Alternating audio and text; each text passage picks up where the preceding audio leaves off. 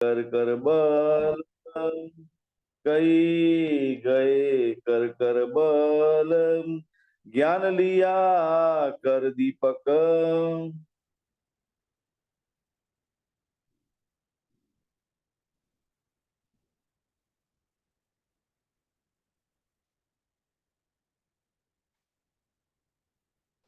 फरमाए सुशांत जी।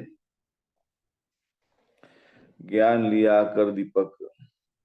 आप सब शब्दों के उस्ताद, हे अक्षरादि धामधनी पार ब्रह्म सच्चिदानंद सर्वोत्तम पुरुष, आखिरुल जम्मा इमाम मेहदी, मेरी आत्म और परात्म के दाम दुल्हा स्वामी श्री प्राणनाथ जी। वाला श्री सुंदर साथ जी, कल हमने शऊर किया था कि एक कोहड़ा काली रैन का कोई न पावे कल मुंह। और फिर आगे समझते हुए तो क्या समझा कि सारी दुनिया, जो जीव सृष्टि है, दुनिया की जीव सृष्टि, सारी सारी तमाम जीव सृष्टि हमारी परात्मा को समझ में आती है कि वो दौड़ती है तो सुपर बुद्ध को लेकर ही दौड़ती है, अपना कार्य करती है सुपर बुद्ध को लेकर करती है। लेकिन सुंदर सा जी, एक कालमय का ब्रह्मांड जो दिखाई दे रहा है हमें परात्म को अक्षरादि धनी की नजर में देख रहा है, और हमें परात्म मूल मिला में बैठे सारा खेल देख रही है। तो अपनी बातें, अपनी उपस्थिति महसूस करते हुए अब खेल देखने की जो बात हो रही है, तो यहाँ क्या बात समझ में आती है कि ए अंधेरी इंद भांत की काऊ साध न सुधे सल, ये सुध काहू ना परी कई गए कर कर बल।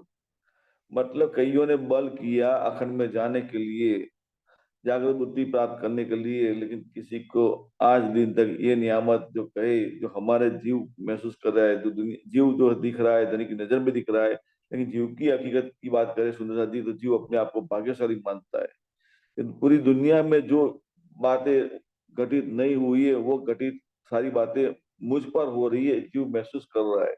और वो जीव के मार्फत से सुंदर सा जी लीला देखने वाली हमारी परतम मीना में बैठकर नीतू के द्वारा सारी बातें समझ रही है कि ए अंधेरी बात की काऊ साध ना सुझे सल।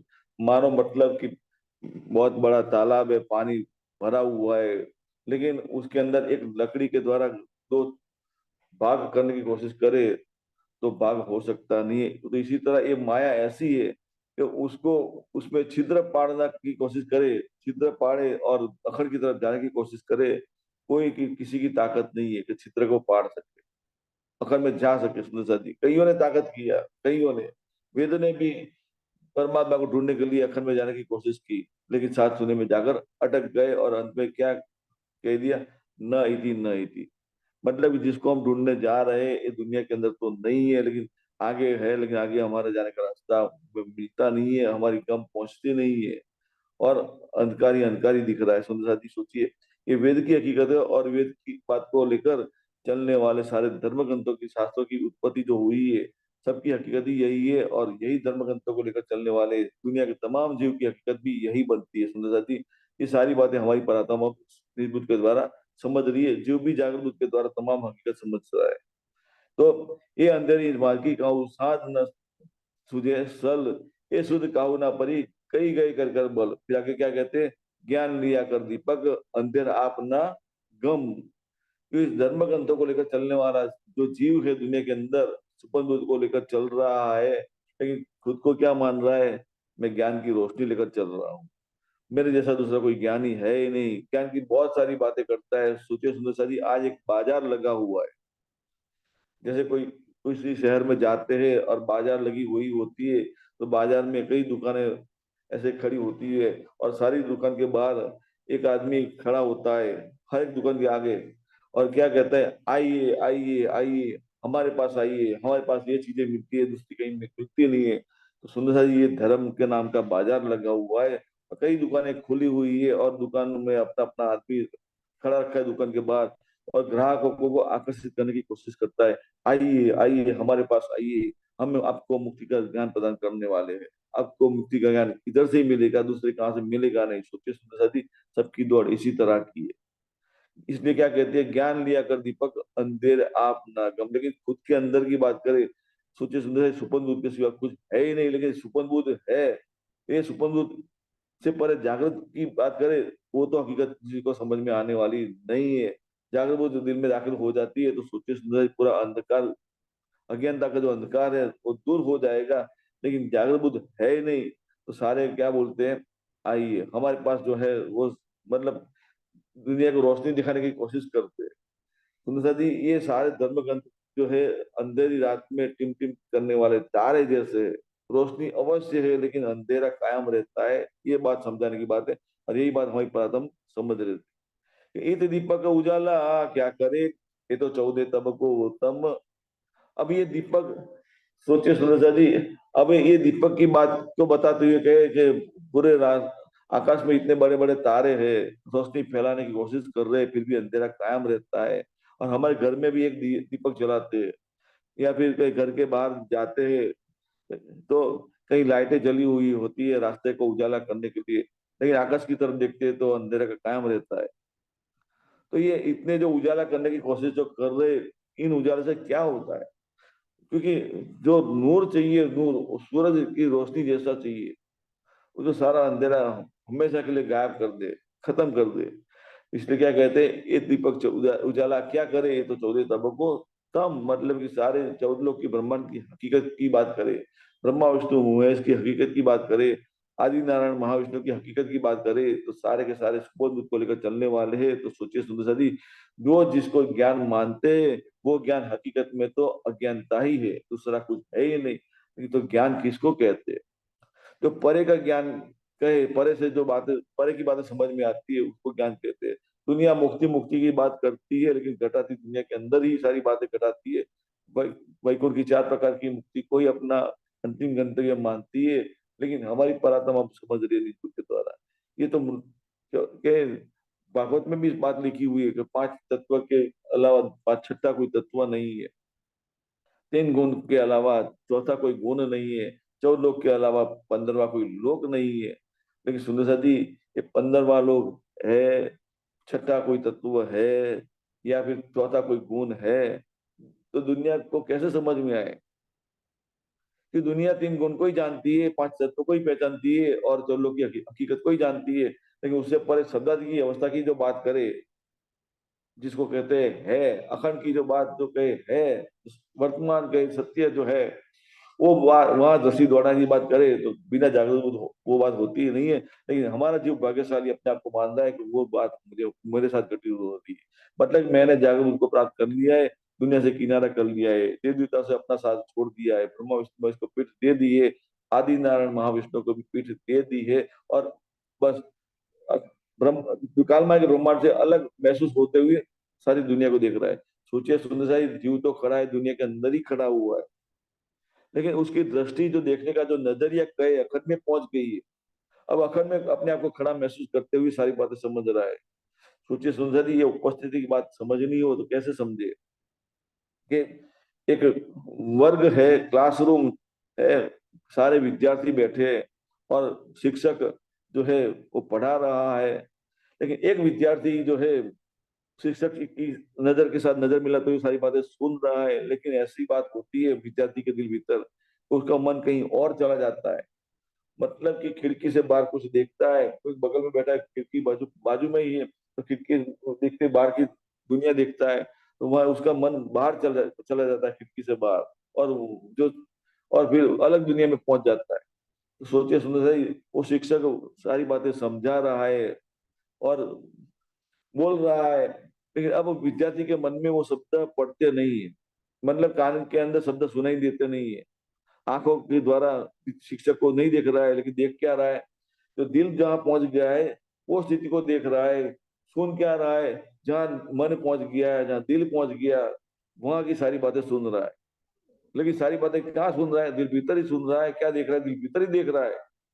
लेकिन उसकी उपस्थिति अपने को कहाँ मानता है, क्लासरूम में तो मानता ही नहीं है, लेकिन जो अलग दुनिया दिखाई देती है दिल भीतर, वहां अपनी उपस्थिति महसूस करता है। तो इसलिए इसी तरह सुंदर सा जी, बोलो श्री प्राणनाथ प्यारे की जय। तो इसी तरह सुंदर सा जी, जीव के दिल भीतर भी जब जागृत बुद्ध जागृत हो गई है दिल भीतर, और दुनिया की तमाम हकीकत समझ में आ गई है, तो सोचिए सुंदर सा, कुलजम वाणी तो पढ़ रहा है, और कुलजम वाणी पढ़ते पढ़ते सारे शब्द पढ़ रहा है, अखंड की सारी बातें समझ रहा है, हकीकत समझ रहा है, परंदा की सारी बातें समझ रहा है, शब्दों की मार्फत से समझ रहा है। तो सुंदर जी, जो परंदा का जो वर्णन किया हुआ है, उसी वर्णन के हिसाब से उसकी नजर वहां देखने की कोशिश करती है कि ऐसा ऐसा होगा। मतलब कि नजर वहां दौड़ाता है, मानो अखंड में पहुंचते हुए सारी बातें देख रहा है। लेकिन देखता है कैसे? ये खुलने वाणी के जरिए सारे शब्द पढ़ते पढ़ते हुए सारी बातें समझ रहा है। मतलब कि जीव चितवानी करते हुए चितवन में देखने की कोशिश करता है, तो उसकी अपनी उपस्थिति कहाँ मानता है?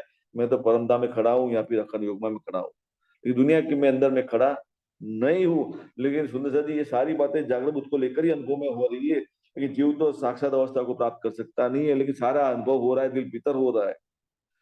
लेकिन दिल से परे उठने की बात करे तो दुनिया को तो छोड़ सकता नहीं है, क्योंकि दिल से परे उठने की बात करे तो साक्षात अवस्था क्या प्राप्त करे? दुनिया की हकीकत को ही प्राप्त करता है, परम धाम की हकीकत को प्राप्त कर सकता नहीं है। इसलिए सुंदर साहिब क्या कह दिया, जीव कभी आत्म हो सकता नहीं, आत्म जैसा भाव अवश्य प्राप्त करता है। ब्रह्म सृष्टि के जो लक्षण बताए हैं, ऐसा दिल भीतर अवश्य धारण करता है।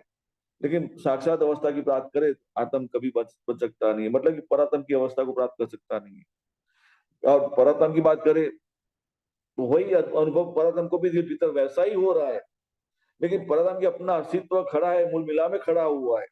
और जब मूल मिलावे में बैठे बैठे सारा अनुभव कर रही है, दिल भीतर निजमुख द्वारा सारी पहचान कर रही है, धनी का दीदार कर रही है, धनी के साथ बातें कर रही है, दिल भीतर कर रही है, धनी की पहचान कर रही है, और धनी को अपनी बातें सुना रही है, दिल भीतर सुना रही है। लेकिन साक्षात अवस्था की बात करे, उठ सकती नहीं है। लेकिन सुंदर सा जी, धनी ने फरामोशी का खेल खड़ा रखा है, धनी की मर्जी से खड़ा हुआ है। जब धनी अपनी मर्जी धारण करेंगे दिल में, ये सारी शक्तियों को मैं अब जागृत कर दूं अपने मूल तन में, तो सोचे सुंदर उनकी दृष्टि बाहर की तरफ हो जाएगी, जो अभी दिल भीतर की है। दिल भीतर की जो नजर, लेकिन वो सारी नजर धनी की नजर के साथ जुड़ी हुई है, और धनी की नजर भी दिल भीतर ही जुड़ी है। और दिल भीतर में धनी ने दिल में क्या इच्छा धारण की? सत्ता का ब्रह्मांड दिखाने की इच्छा धारण की हुई है। तो जो दिल में है वही उनकी नजर में आता है, और जो उनकी नजर में है वही हमारी परात्म की नजर में आता है, और हमारी परात्म दिल भीतर तो वही महसूस करती है। लेकिन सुंदर सा जी, ये दिल, हमारी परात्म के दिल भीतर से भी ये पर्दा उड़ जाएगा, जिसको कहते हैं हिजाब रब्बानी। निस्बत मिल गई, अवश्य हो गई है, सारी पहचान हो रही है, दिल भीतर हो रही है। लेकिन अब साक्षात उठने की बात करें, साक्षात नजर से देखने की बात करें सुंदर साथी, तो ये जब पर्दा पड़ा हुआ है निस्बत के ऊपर, निस्बत पे ऊपर पर्दा कुछ होता नहीं है। क्योंकि फिर भी पर्दा क्यों लगता है, वल क्यों लगता है? क्योंकि साक्षात अवस्था अपने हिसाब से कुछ कर सकती नहीं है। निस्बत दिल में धारण अवश्य हुई है। अक्षराधीश धनी निस्बत के द्वारा जो लीला करते हैं दिल भीतर से, वो जैसा अक्षय धनी दिल में पहचान करते हैं, वही पहचान हमारे दिल भीतर भी हमें प्रदान कर रही है। लेकिन साक्षात उठने की बात करते हैं, वो बात होती नहीं है। सुंदर सारी सोचिए, ये धनी की मर्जी है, धनी का हुक्म है। क्योंकि धनी अपनी जो लीला दिखा रहे, चिदघन स्वरूप से दिखा रहे, उनका सत्ता का अंग कहे या आनंद का अंग कहे, दोनों अंग अभी फरामोशी में है। और हमारी प्रारंभ की अवस्था की बात करें तो आनंद अंग को लेकर है, श्यामाजी महाराज जी को लेकर है, हम श्यामाजी महारानी के अंग है। श्यामाजी महारानी भी अभी फरामोशी में है। सत्ता के अंग की बात करें अक्षर ब्रह्म के, तो वो भी फरामोशी में है। लेकिन सबकी जागृति हो रही है, दिल भीतर हो रही है, और निजबुद्ध के द्वारा सबको पहचान हो रही है। सुंदर साथी, अक्षर ब्रह्म को भी ये सारी बातें कुल्लम के जरिए पहचान हो रही है। और इसलिए क्या कहते हैं, इत नूर क्या, मेरी संगत ऐसी सुधरी, बुद्ध बड़ी हुई अक्षर। एक सुंदर सा जी, कल हिंदुस्तानी की 23 नंबर के प्रकरण की 103 नंबर की चौपाई है कि मेरी संगत ऐसी सुधरी, बुद्ध बड़ी हुई अक्षर, तारतम्य सब सुध परी, लीला अंदर की कर। सुंदर सा जी, ये जीव पहचान कर रहा है जागृत बुद्ध के द्वारा, अक्षर ब्रह्म की तमाम हकीकत समझ रहा है जागृत बुद्ध को लेकर। लेकिन अब अक्षर ब्रह्म की हकीकत की बात करें, सत्ता के स्वरूप की बात करें, तो वो जो उन्होंने जो मांगा है कि मुझे इश्क की लीला देखनी है, महसूस करनी है, समझना है, आप ब्रह्मसूची अपनी पराक्रम के साथ क्या लीला करते हैं, क्योंकि आज दिन तक रंगमोल की हकीकत की बात करें, सुंदर साथी, ये सारा जो अनुभव है धनी के दिल का, अंदर का, भीतर का ही है। क्योंकि धनी के दिल में सत्ता भी है और इश्क भी है। लेकिन आज दिन तक धनी ने सत्ता और इश्क को एक साथ कभी किया नहीं था। इसलिए सत्ता को इश्क की पहचान नहीं थी। और हमारी प्राथमिक जो स्वरूप, इश्क का स्वरूप है, श्यामा माणी इश्क का स्वरूप है, लबालब इश्क, धनी का जो दिल जो कहे इश्क से भरपूर है, माला माल है। तो सुंदर, ये हमारी ईश्वर के स्वरूप की अपनी बात करें तो हमारी परात्मा को भी सत्ता का अनुभव नहीं था। लेकिन धनी ने एक करामात ऐसी कर दी, अपनी नजर में सारी करामात दिखा रहे। सुंदर सारी सोचिए, हम कहीं दूसरी दुनिया में नहीं गए हैं, मूल मिलावे में ही बैठे हैं, लेकिन सारा नजारा कहाँ देख रहे हैं? धनी की नजर में देख रहे हैं, लेकिन धनी की नजर में जो करामात जो धनी दिखा रहे, उसमें सत्ता भी शामिल है, इश्क भी शामिल है, लेकिन दोनों उठती कहाँ है? धनी के दिल भीतर से ही उठती है, और सारी पहचान हो रही है। मतलब मानो कि हमारी प्राणा की नजर धनी की नजर के साथ जुड़ी हुई है, और धनी की नजर का कनेक्शन उनके दिल के साथ है। सोचिए सुंदर साहित्य, हमारी परातम धनी के दिल में डुबकियां लगा रही है, डुबकियां लगाते हुए सारी पहचान कर रही है, सत्ता की भी पहचान कर रही है, इश्क की भी पहचान हो रही है। सत्ता की पहचान हो रही है जागृत बुद्ध के द्वारा हो रही है, और इसकी पहचान हो रही है नीच बुद्ध के द्वारा हो रही है। सुंदर जी, तो सुंदर धनी का पूर्ण स्वरूप समझ में आता है, लेकिन चिदगन स्वरूप की हकीकत किस बात करें सुंदर साथ जी, तो फरामोशी का अनुभव तो हमारी परदम अभी भी कर रही है, निजबूत जागृत हो गई है फिर भी। लेकिन धनी के स्वयं की हकीकत की बात करें, वो तो चिदगन स्वरूप से लीला करते हैं, वो उनको तो फरामोशी खुद खड़ी की है, तो वो कैसे फरामोशी को अधीन हो सकते हैं? सोचिए सुंदर, वो एकमात्र वही जागृत है, दूसरा कोई जागृत है ही नहीं। तो हमारा जो अनुभव होता है धनी से इस तरह जुदा होता है, बाकी धनी का जो अनुभव है वही अनुभव हमारा होता है। श्यामा मानी का जो अनुभव है दिल भीतर, वही अनुभव हमारी प्रार्थना भी दिल भीतर वही अनुभव करती है। लेकिन सुंदर जी, एक बल ऐसा पड़ा है, और उस बल से परे की बात करें तो साक्षात धाम पे धनी खड़े हुए। अब हमारी प्रार्थना साक्षात नजर से देखने की कोशिश करती है, तो धनिक को तो देखेगी, अवश्य देखेगी, क्योंकि उनका उसका वजूद बैठा है। लेकिन जीव की बात करें, जीव दिल भीतर परमधाम के शब्दों को पढ़ते हुए परमधाम देखने की कोशिश करता है, तो मानो कि एक सृष्टि उसके दिल भीतर खड़ी होगी, तो शब्दों के मार्फत से सारा परमधाम खड़ा हो जाता है जीव के दिल भीतर। लेकिन साक्षात देखने की बात करें, वो उसको कभी होने वाला नहीं, क्योंकि जीव की कोई परातम नहीं है, कोई साक्षात स्वरूप मूल मिला में बैठा नहीं है। साक्षात स्वरूप बैठा है तो किसका बैठा है? परातम का ही बैठा है, और वही साक्षात नजर से परमधाम को देख सकती है, दूसरा कोई देखने वाला नहीं है। ये कहने का मतलब सुंदर साथी, तो ये जीव अपने आप को भाग्यशाली मानता है। क्या क्या? खुद बड़ी हुई अक्षर, चारता में सब सुध पूरी। तो सुंदर सा जी, अक्षर हमको सारी सुध मिल रही है, कुलजम वाणी के जरिए सुध मिल रही है। सुंदर जी, तीन चीजें ये दिल में कायम कर लीजिए। शब्द, शब्दातीत, शब्दातीत से पर, द्वैत, अद्वैत, स्वलीला, अद्वैत, सुपन बुद्ध, जागृत बुद्ध, निज बुद्ध। सुंदर जी, ये सारी बातें कहे, दुनिया, दिल भीतर और साक्षात, परतन की हकीकत सुंदर। ये तो सारी बातें ये तीनों के साथ पैरेलल चलती है। सुमन बुद्ध से द्वैत की समझ में आती है, लेकिन द्वैत से पर उठने की बात होती नहीं है, तो जागृत बुद्ध से द्वैत की हकीकत समझ में आती है, और अक्षर ब्रह्म की तमाम हकीकत समझ में आती है, क्योंकि धनी का अक्षर ब्रह्म का नूर समझ में आता है, और निर्बुद्ध से धनी की पहचान होती है, अपने आप की पहचान होती है हमारी परात्मा सुंदरी। तो ये दुनिया की तरफ की बात करें, तो दुनिया के तमाम धर्म ग्रंथों की तमाम हकीकत समझ में आती है कि ज्ञान लिया कर दीपक अंधेर आप ना कम, ये तो दीपक उजाला क्या करे, ये तो चौथे तबक को कम। लेकिन हमारे जीव जो की जीव की बात करें, अब जीव के दिल भीतर तो उजाला हो गया है, क्योंकि जीव जागरूक प्राप्त कर ली है, लेकिन जीव सारी बातें उसको समझ रहा है, तो तमाम धर्म ग्रंथों की हकीकत समझ रहा है, और धर्म ग्रंथ को लेकर चलने वाले तमाम जीव सृष्टि की भी तमाम हकीकत समझ रहा है, देवी देवताओं की हकीकत समझ रहा है, कहाँ अटके हुए आदि नारायण महाविष्णु की या फिर ब्रह्मा विष्णु महेश की हकीकत भी समझ रहा है कि कहाँ अटके हुए, लेकिन खुद को कभी अटका महसूस करता नहीं है, क्योंकि दृष्टि कहाँ पहुंच गई है? अखंड में पहुंच गई है जीव की। और जीव के मार्फत से लीला देखने वाली हमारी पुरातन भी निजबुद्ध के द्वारा अपने आप को मूल मिला में खड़ा महसूस करती है, धनी के चरणों में हजूर महसूस अपने आप को बैठी हुई महसूस करती है, और सारी बातें समझ रही है जो धनी समझा रहे। धनी समझा रहे तो दिल भीतर समझा रहे। सुंदर साहिब सोचिए, शब्द कौन पढ़ रहा है? कुलदेववाणी का जीव पढ़ रहा है, लेकिन समझा कौन रहा है? दिल भीतर परात्म को धनी समझा रहे। तो अब जीव को भी समझ कहाँ से मिलती है? परात्म से ही मिलती है। सुंदर साहब, वो अनुजात की बात याद कीजिए, मैंने दृष्टांत दिया था कि आप कमरे के अंदर दाखिल होते, तो दरवाजा खोलते और बंद करते, तो कमरे के अंदर दूसरी खिड़कियां होती है, तो उसको कोई उसने कुछ किसी ने छुआ तक भी नहीं है, फिर भी वो जैसे दरवाजा आवाज करता है तो खिड़कियां भी आवाज करती है। तो सुंदर सारी सारी घटना घटित होती है परात्म के दिल भीतर होती है।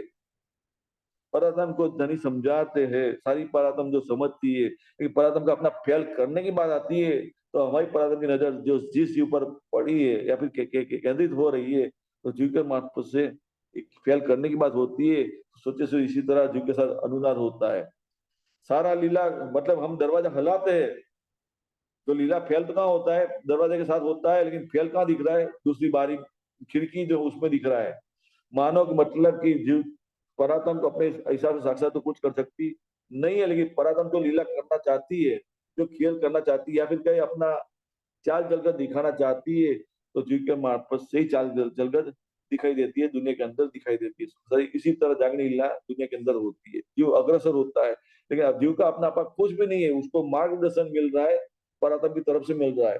और परातम को जो दिशा निर्देश मिलता है, तो धनी भीतर बैठकर सारी बातें समझाते हैं। जो धनी समझाते हैं, वही सारी बातें हमें परातम समझती है, और परातम के मार्फत से जीव भी सारी बातें समझ रहा है।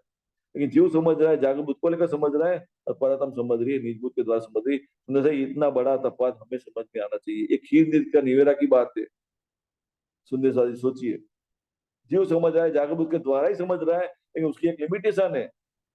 और हमारी परातम निजबुद्ध के द्वारा सारी बातें समझ रही है, धनिक का दीदार करती है, सारी बातें सुनती है, धनिक की अपनी बातें सुनाती है, फिर भीतर सुनाती है, लेकिन उसकी भी एक लिमिटेशन बनी हुई है। तो साक्षात उड़ सकती नहीं है। तो क्यों उड़ सकती नहीं है, तो खेल की कंडीशन ही यही है।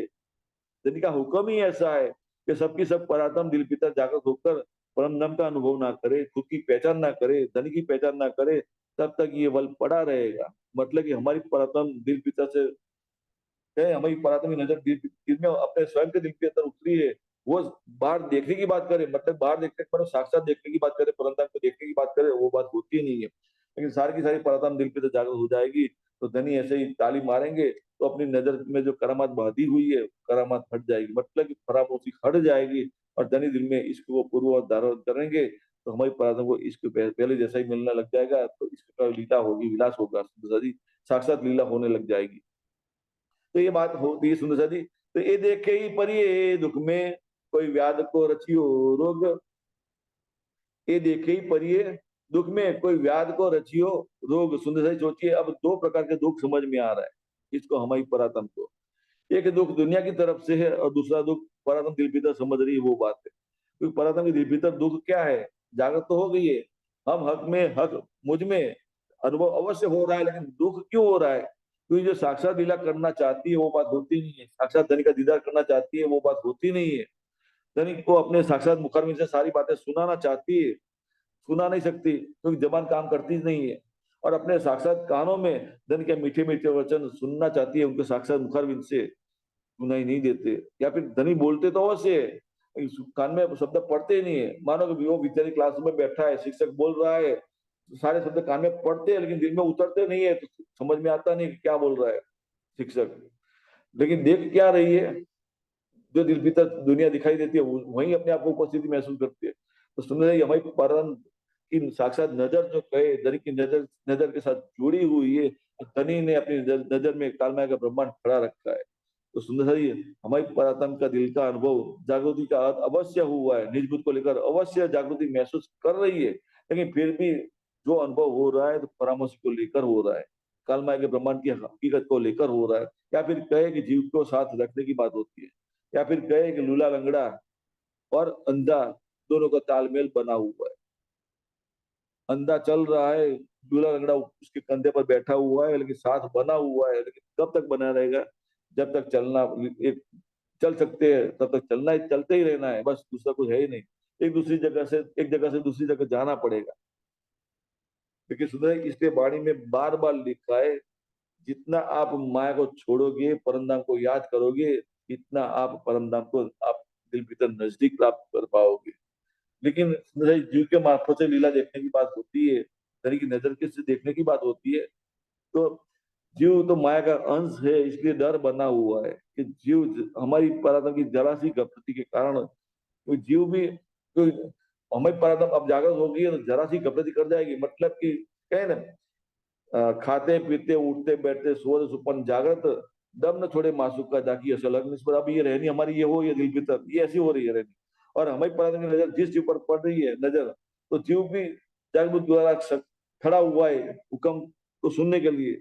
और तो फिर जीव भी मानो वही अनुभव कर रहे हैं, खाते पीते उठते बैठते सोच सुपन जागृत, दम न छोड़े मासूक का जाकी असल अग्नि इस पर। लेकिन अब हमारी परात्म जागृत हो गई है, लेकिन दिल भीतर अब माया का एक अंश दिल में धारण कर लेगी, फुल से भी गणपति के कारण।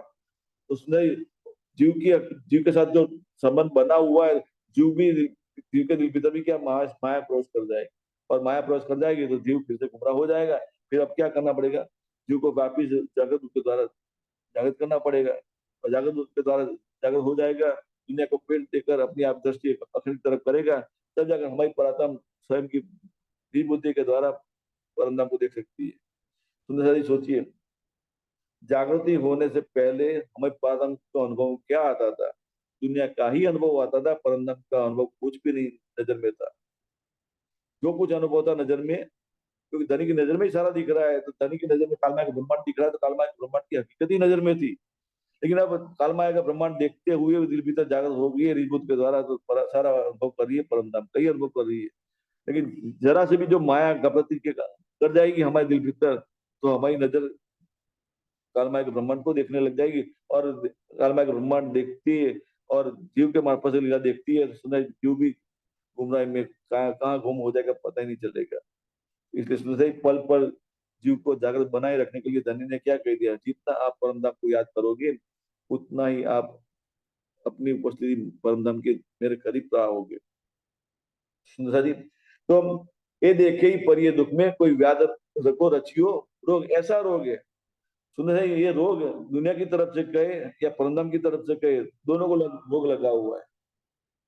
एक भव रोग है, दूसरा आत्म रोग है। भव रोग जो है मतलब कि माया का रोग जो लगा हुआ है, तो माया की पहचान होती है, परमधाम की पहचान होती नहीं है।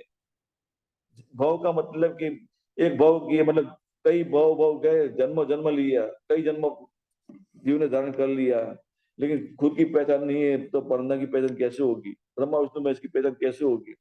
तो सुना, ये भव रोग भी लगा हुआ है और आत्म रोग भी लगा हुआ है। जीव को भव रोग लग सकता है और हमें आत्म रोग का अनुभव कर दिए, लेकिन जीव के लिए तो जागरूक रूप को धारण करते हुए भव रोग तो मिट गया है। लेकिन फिर भी आदिनारायण महाविष्णु का अंश होने के कारण दुनिया के अंदर ही अपने उपस्थिति है उसकी, भले दृष्टि अखंड में पहुंच गई है, लेकिन उसका जो अंश जो कहे आदिनारायण महाविष्णु का है, तो जब तक ये दुनिया खड़ी है दुनिया को छोड़ सकता नहीं है, इसलिए काफिर होने की शक्यता ज्यादा बनती है, भव रोग लागू होने का शक्यता ज्यादा होती है। और उस जीव के मार्फत से लीला देखने वाली हमारी परात्म, तो जब जीव को भव रोग लग जाएगा तो स्वाभाविक हमारी परात्म उस भव रोग में शामिल होते हुए दुनिया का अनुभव करने लग जाएगी और परमात्मा को भूल जाएगी। इसलिए गुमराही का डर बना, गुलजम वाणी में लिखा है कि मोमिन वो है जो डरता रहे परवरदिगार, मोमिन वो है जो डरता रहे परवरदिगार, लेकिन दुनिया की तरफ से कोई डर होना नहीं चाहिए। लेकिन सुंदर सा जी, जीव को लेकर खेल देखने की हकीकत बनती है, तो जीव को लेकर थोड़ा डर बना हुआ है, क्योंकि गफलती मुख में जाने की शक्यता रहती है। फिर भी जब जागृत बुद्धि में दाखिल हो जाती है तो ये डर भी दूर हो जाता है। लेकिन फिर भी एक वल पड़ा हुआ है, तो सोचे कि साक्षात नजर उठ सकती है, नहीं है तो इस पर वल पड़ा है, उस पर माया की सारी बातें छुपी हुई है। मानो कि जैसे अहंकार हमें हमने निर्मूल कर दिया, लेकिन सारा अहंकार तो दूर होता नहीं है, क्योंकि अहंकार इतना सूक्ष्म रूप धारण करते अंदर जीव के अंदर अंतस्करण छुपा हुआ होता है, कभी खड़ा हो जाए पता ही नहीं चलता है। इसलिए सुन भाई, बार बार कहे ना, बुजुर्ग ही मारे रे साथी, बुजुर्ग ही मारे, अपने आप को बुजुर्ग मारते ही रहना है, मारते ही रहना है, जीव की मैं खुद ही मिटाते ही रहना है, मिटाते रहना है, जब तक ये खड़ा ब्रह्मांड खड़ा है मारते ही रहना है उसको। कब खड़ा हो जाए, खड़ा हो गया मार दो, जागरूक रूप से मार दो, मिटा दो उसको, निर्मूल कर दो। ये निर्मूल तो कभी होने वाला नहीं, क्योंकि अंश किसका है, आदिनारायण महाविष्णु का है। और जब तक आदिनारायण महाविष्णु खड़ा है, सुंदर जी, ये अहंकार कभी छूटने वाला नहीं है। सूक्ष्म अवस्था देखने में क्या लगेगा, अहंकार निकल गया है जीव का, जीव भाव निकल गया है, लेकिन फिर भी उसका अंश होने के कारण, आदिनारायण महाविष्णु का अंश होने के कारण डर बना रहता है जीव को। लेकिन हमें परात्म की बात करें तो उसको, उसके लिए तो कोई डर है नहीं। उसके लिए डर क्या है, धनी नजर में जो दिखाई देते वो गायब ना हो जाए। डर क्या है कि धनी जो माया का खेल दिखा रहे, कब जरा सी गपति हो गई तो धनी का दीदार होना बंद हो जाएगा, या फिर बातें जो हो रही है बातें होनी बंद हो जाएगी। तो धनी के वचन सुनाई देते, सुनना सुनाना बंद हो जाएगा। उसमें हमें परतन की वृत्ति यही होती है, परतन की तरफ लगी रहने की होती है। लेकिन जागृत किसको रखना है, जीव को साबुत रखने की जरूरत है, जीव को पल पल जागृत बनाए रखना है, कोई कोई तू जरा सी कपड़ती मत करना। क्योंकि जीव को लेकर चलने की बात आती है, जागनी लीला में शामिल होने की बात आती है।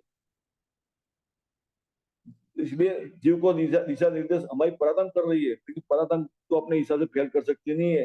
तो परातन का अपना फेल कौन पूरा कर रहा है? कारण से धनिक पूरा करा रहा है। सुंदर सोचिए।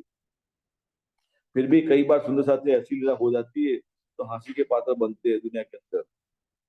मानो कि जैसे तो लच्छीदास की बात करें, पन्ना जी में आप सब सुंदर साथ गए हुए, पीछे की तरफ लच्छीदास का जो कड़ा लगा हुआ है, वो सुंदर साथ थे, जागृत थे। फिर भी अंदर उनके अंदर क्या भाव आ गया था कि मैं गुम्मट जी को सारा सोने का बना दूं। भाव कैसा है? वो खुद को क्या मान रहे हैं कि धनिक के मैं, क्योंकि धनिक के स्वभाव को मैं बढ़ा दूं। सुना, ये थोड़ा अहंकार इतना सूक्ष्म ऐसा काम कर गया उनके दिल भीतर।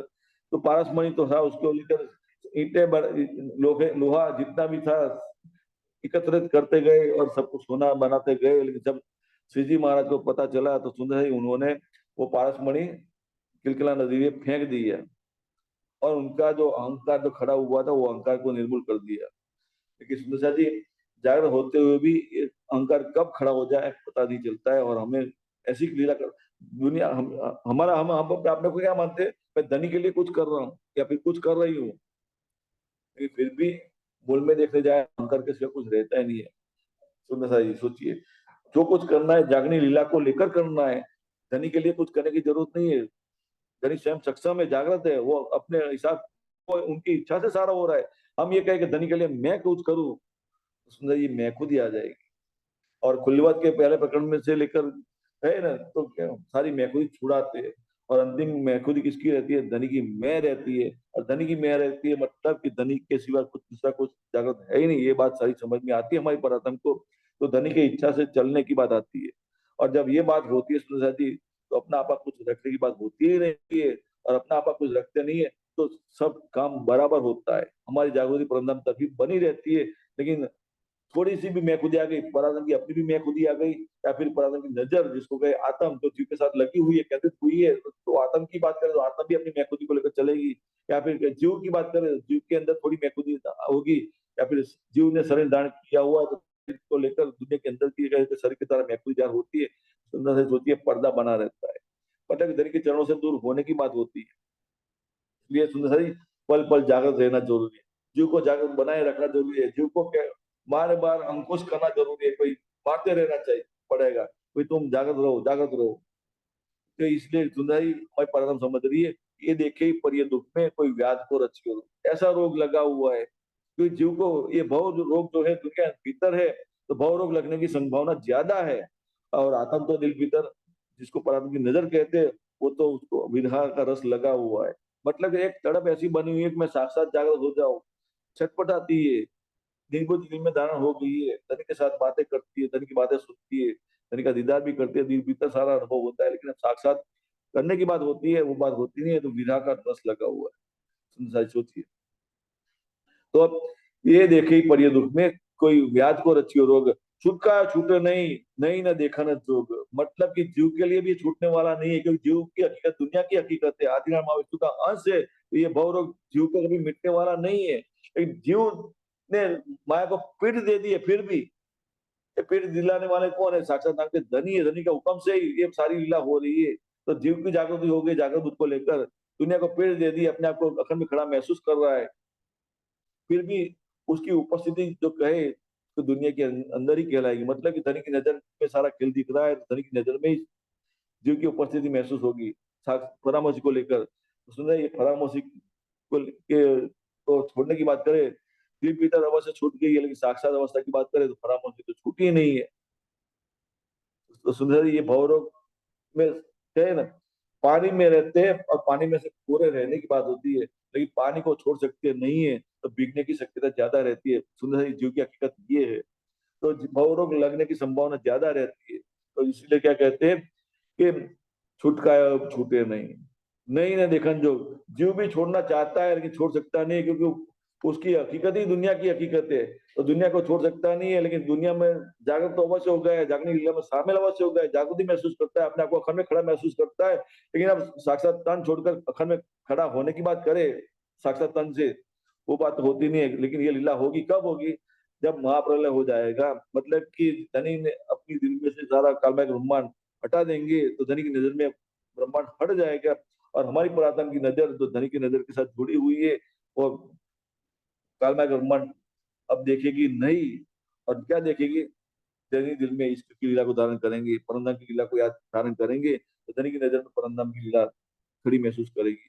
तब जाकर हमारी परमधाम परमधाम की लीला को साक्षात अवस्था में महसूस करेगी। तो सर, ये परमधाम की अपनी हकीकत है, लेकिन धनी ने अपनी नजर में जो दिखा है, वो सारा सब कुछ अखंड हो जाएगा। हाँ, अखंड हो जाएगा, अक्षर ब्रह्म के अंतस्करण में अखंड हो जाएगा। तब जाकर ये जीव साक्षात अवस्था को प्राप्त करता है, लेकिन कहाँ प्राप्त करता है? विश्व में प्राप्त करता है, साक्षात जैसी अवस्था को प्राप्त करता है, मतलब कि विश्व में अखंड हो जाता है। और अखंड हो जाता है। सुंदर जी सोचिए, जो लीला एक कुलजवाणी के जरिए उसने दिल भीतर महसूस की थी, वो सारी लीला करता है पहली किस्त में। परमधाम जैसी लीला महसूस करेगा, नया परमधाम बनेगा पहली किस्त पे, परमधाम जैसा ही लीला होगी। सुंदर से सोचिए, महादेव चंद्री महाराज का जीव और मेरठ ठाकुर का जीव राजसमझ स्वरूप बनकर विराजमान होंगे। और 12,000 ब्रह्मसुदी जिस जीव के मार्फत से लीला देख रही है, वो सारा जीव ब्रह्मसुदी सखिया को जैसा स्वरूप धारण करते हुए वो लीला करेंगे। वहां जमुना जी भी बनेगी, रंगमौल भी बनेगा, अक्षरधाम भी बनेगा। 25 पक्ष की जो कुंजवाणी के अंदर जो सारा वर्णन किया है, सब जो सारा का सारा नजारा अक्षरधाम के अंदर समय खड़ा हो जाएगा पहली बीस पे। मानव जीव वही लीला करेगा जो ब्रह्मसुदी पराधाम धनी के साथ करती है। तो समझ आई, इसी तरह ब्रह्म अक्षर ब्रह्म को शुद्ध मिलती रहेगी और शुद्ध का आनंद लेते रहेंगे। तो तो छूटका है, छूटे नहीं ना, नहीं ना देखा ना जो अब लेकिन अब जागृत हो जाने के बाद अब देखना तो नहीं चाहती, कौन? हमें प्रारंभ नहीं चाहती। और जीव भी शरीर छोड़ने के लिए तैयार है, अखंड में जाने के लिए तैयार है, ये छूटता नहीं है। ये बात है।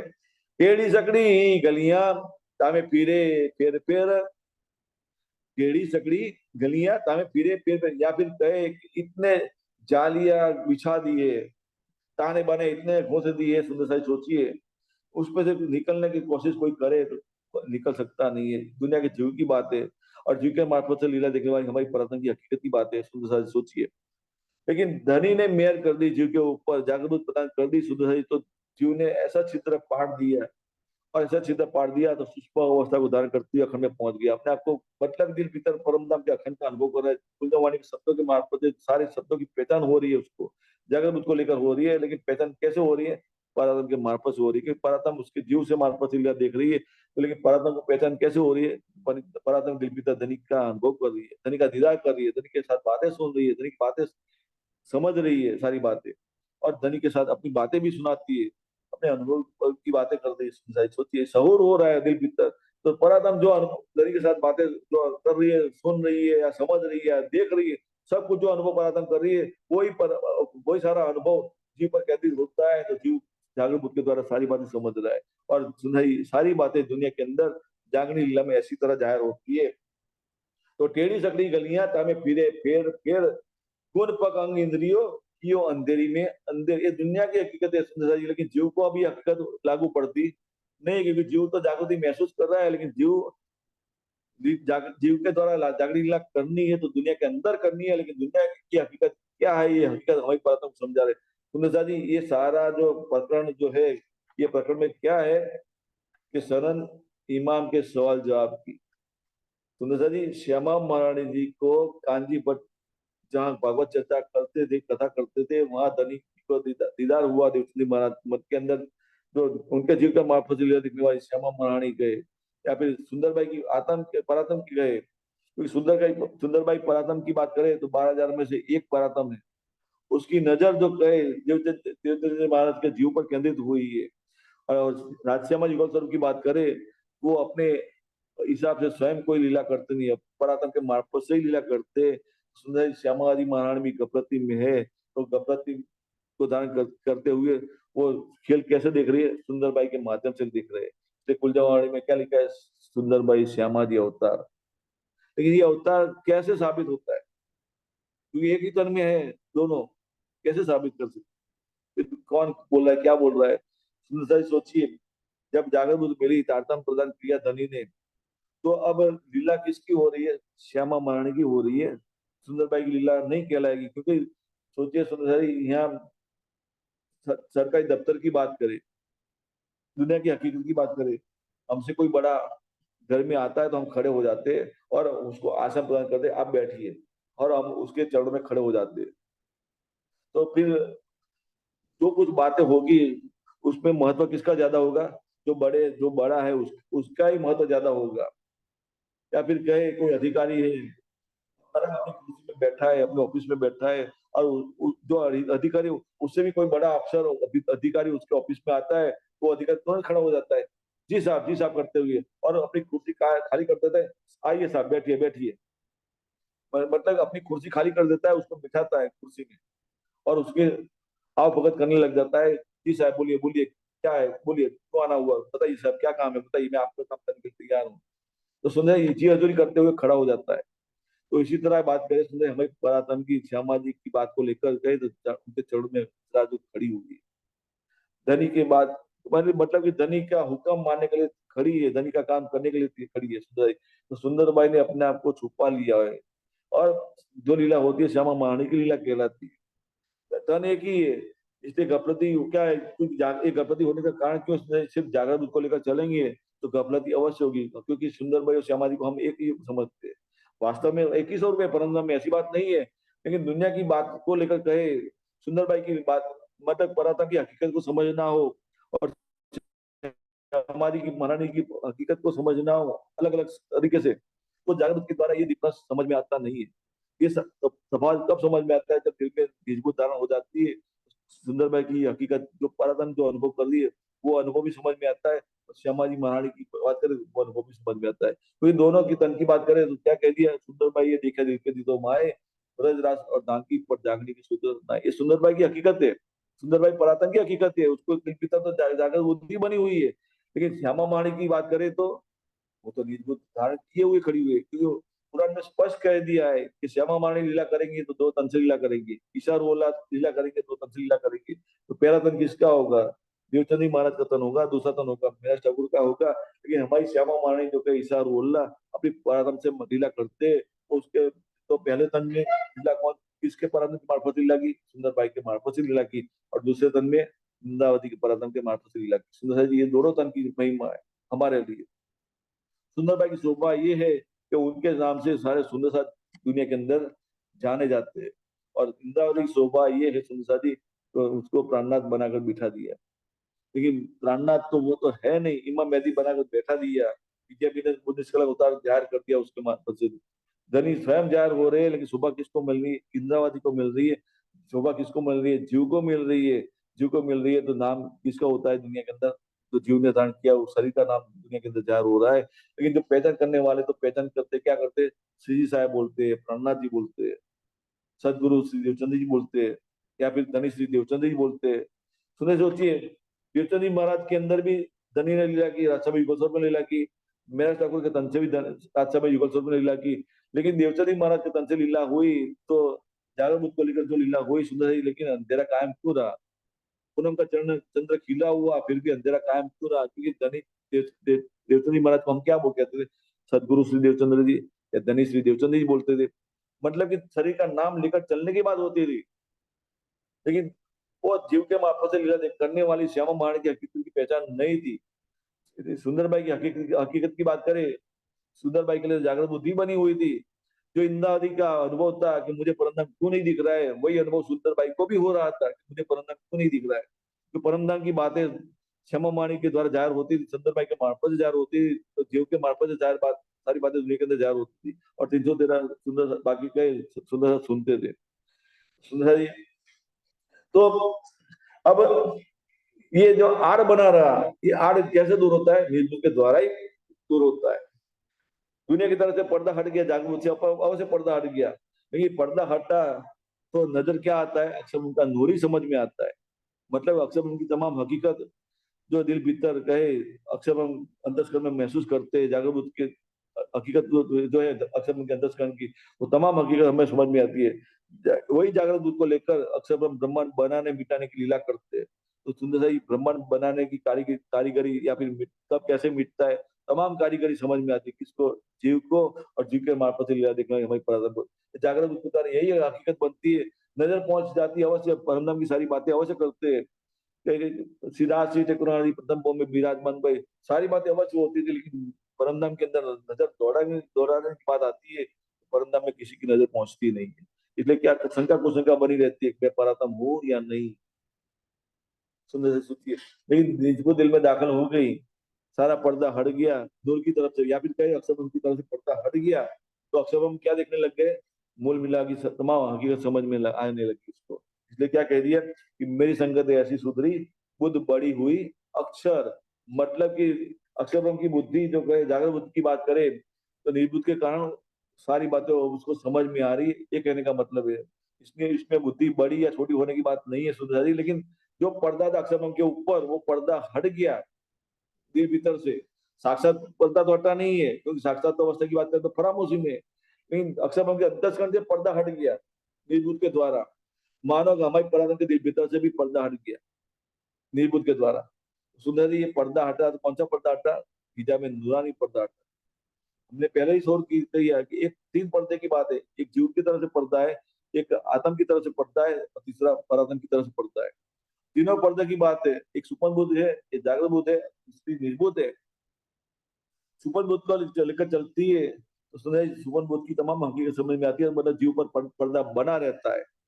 इसलिए अब ये पर्दा जब तक हटता नहीं है तो जीव की दृष्टि अखंड में पहुंचती नहीं है, लेकिन जब जीव के दिल भीतर जागृत बुद्ध प्रवेश कर जाती है, तो जीव के लिए ये पर्दा हट जाता है, प्रकृति का पर्दा हट जाता है, माया का पर्दा हट जाता है, जीव के दिल भीतर से माया का पर्दा हट जाता है।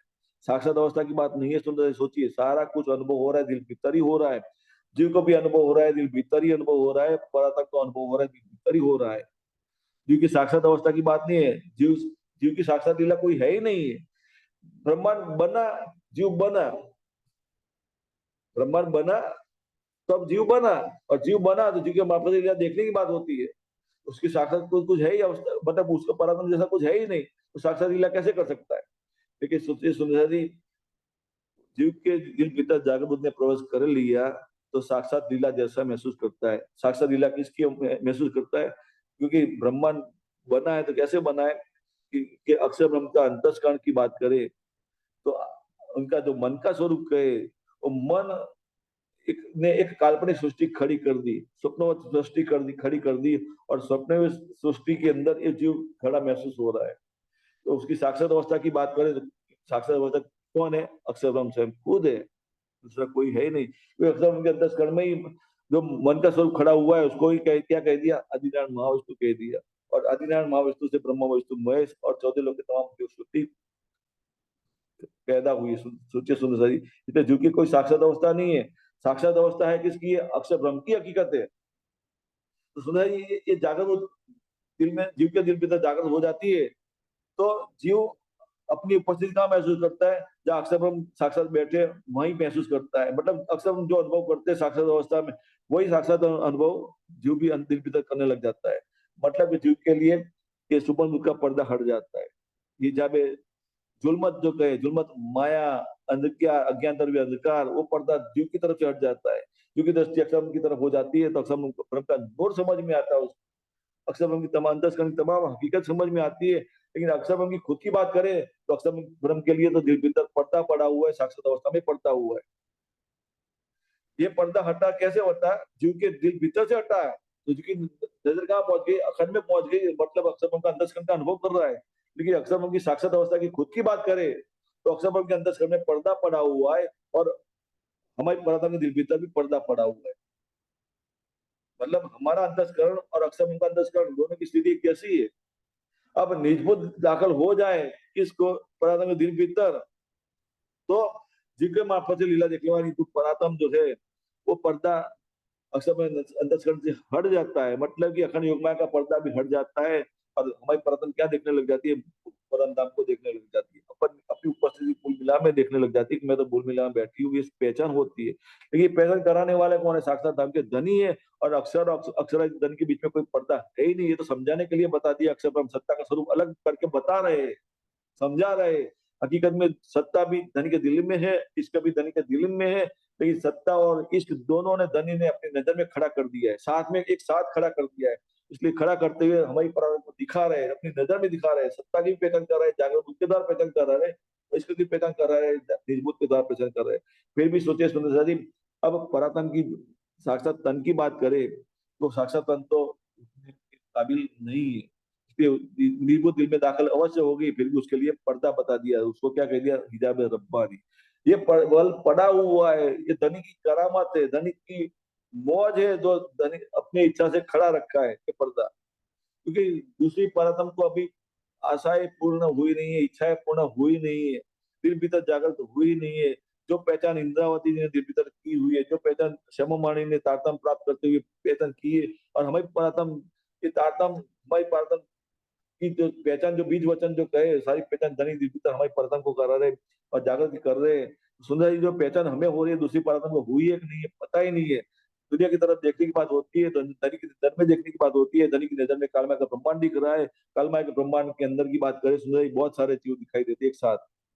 14 लोग के ब्रह्मांड के तमाम जीव नजर में आते हैं। लेकिन बगल में बेटिया जो सखिया जो है, जैसे साक्षात धनी दिखाई नहीं देते हैं, तो बगल में बैठी सख्या भी दिखाई देती नहीं है।